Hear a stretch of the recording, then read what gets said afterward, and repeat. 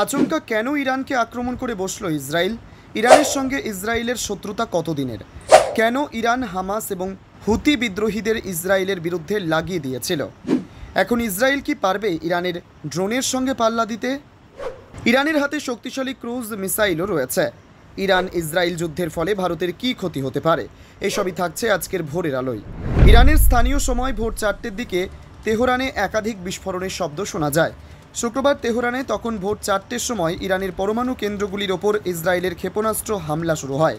তেহরানে শুক্রবার ভোর 5:30, অন্যদিকে ইসরায়েলের অন্যতম প্রধান শহর তেল আবিবে ভোর 5টা। ইসরায়েলের প্রতিরক্ষামন্ত্রী হামলার বিষয়টি নিশ্চিত করেন। পাশাপাশি প্রতিরক্ষামন্ত্রী ইসরায়েল কাতজ তাদের দেশে জরুরি অবস্থাও ঘোষণা করেন। তিনি বলেন, খুব শীঘ্রই ইসরায়েলের ওপর পাল্টা হামলা চালাতে পারে ইরান। 1982 সালের 6 জুন লেবানন যুদ্ধ, যাকে লেবাননে দ্বিতীয় ইসরায়েলি আক্রমণও বলা হয়, সালে শুরু হয় যখন ইসরায়েল দক্ষিণ লেবানন আক্রমণ করে। এই আক্রমণের ফলে দক্ষিণ লেবাননে কর্মরত প্যালেস্টাইন লিবারেশন অর্গানাইজেশন বা পিএলও এবং ইসরায়েলি সেনাবাহিনীর মধ্যে ধারাবাহিক আক্রমণ এবং পাল্টা আক্রমণ শুরু হয়, যার ফলে সীমান্তের উভয় পাশে বেসামরিক মানুষের হতাহতের ঘটনা ঘটে।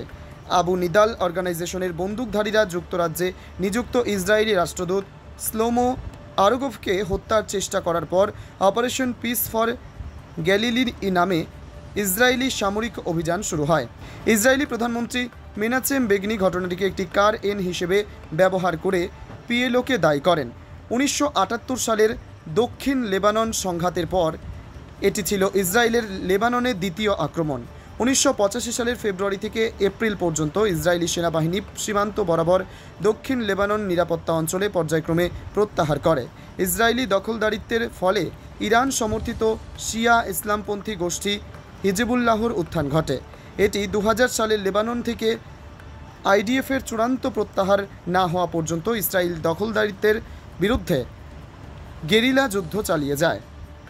মূলত ইরানে আয়াতুল্লাহ খোমেইনি ক্ষমতায় আসার পর ইসরায়েলের সঙ্গে সম্পর্কের অবনতি ঘটে।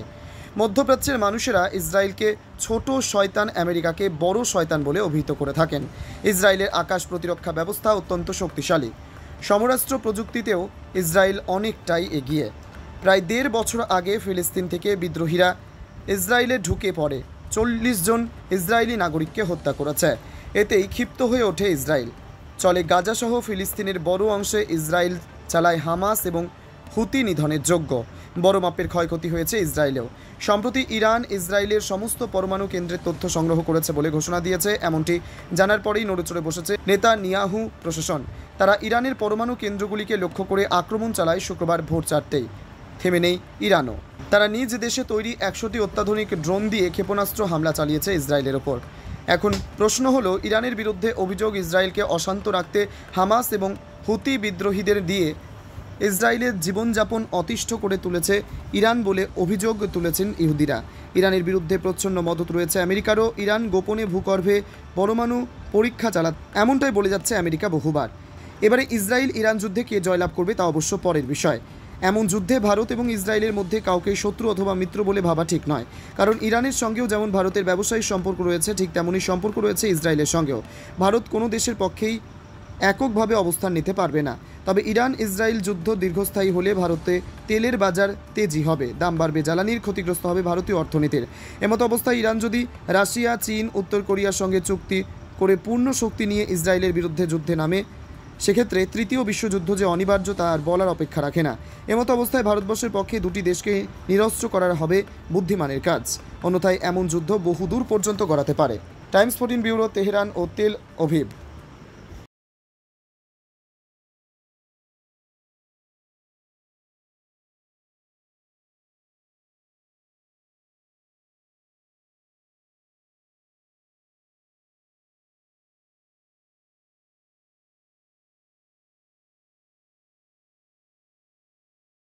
আপনি কি কিডনির রোগে ভুগছেন? তাহলে আর দেরি না করে আজই আসুন আপনার এলাকার একমাত্র বিশ্বস্ত প্রতিষ্ঠান জীবন রেখাতে। এখানে বিশেষজ্ঞ নেফ্রোলজিস্ট ডাক্তাররা লেজার ট্রিটমেন্টের মাধ্যমে রোগীদের সমস্ত ধরনের কিডনির এবং প্রোস্টেটের অপারেশন করে থাকেন। রোগী দেখছেন nephrologist doctor Arkaprava Chakraborty, SSKM hospital, Kolkata. Doctor Sunil Kumar, Apollo hospital, Kolkata. Doctor Pinaki Mukherjee, NRS hospital, Kolkata. এছাড়াও এখানে প্রতিদিন অপারেশন করছেন ও বহির্বিভাগের রোগী দেখছেন ইউরোসার্জন ডক্টর আতার কাশিম, PG হসপিটাল, কলকাতা। তাছাড়াও এখানে স্বাস্থ্যসাথী কার্ড ও ওয়েস্ট বেঙ্গল হেলথ স্কিমের সুবিধা রয়েছে। আমাদের ঠিকানা রায়গঞ্জ, উকিলপাড়া। বিশদে জানতে কল করুন 8373066655 অথবা 8373066644 এই নম্বরে।